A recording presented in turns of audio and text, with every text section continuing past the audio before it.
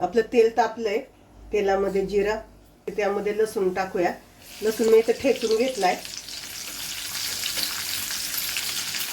लसणाला थोडासा कलर आला की आपण त्यामध्ये मिरच्या टाकूया। इथे मी तिखट नसलेल्या मिरच्या घेतल्या, तुम्हाला पाहिजे तर तिखट मिरच्या घ्या। थोडासा हिंग आणि त्यामध्ये हरभऱ्याची भाजी। त्याची भाजी थोडीशी वाटूळ असते ना, म्हणून आपण हिंग टाकलाय। आता छान परतून घेऊया आपण ही भाज्याने। मी परतून झाल्या ना पूर्ण की मग मीठ टाकायचं, कारण दिसताना आपल्याला खूप दिसतात, त्या परतल्यानंतर एकदम थोड्याशा होत्यात। मिठाचं प्रमाण आपल्याकडे कधी जास्त होऊ शकतं।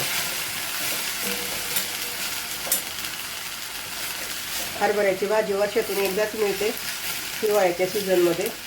ती काय वर्षभर मिळत नाही, बाकीच्या भाज्या जशा वर्षभर मिळतात तशा, त्यामुळे एकदा आणून नक्की खातो मी। इथं आपली भाजी परतून झाली आहे, त्यामध्ये चवीनुसार मीठ टाकूया। मीठ टाकलं ना की भाजीला पाणी सुटतं।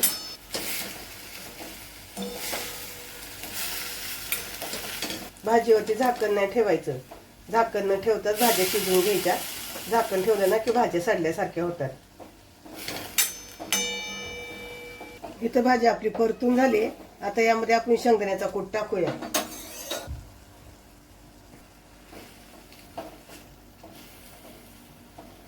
पालेभाज्यांना जास्त वेळ नाही लागत शिजायला, अगदी 5 ते 7 मिनिटात पटकन शिजून होतात। साफ करायला त्यांना वेळ लागतो।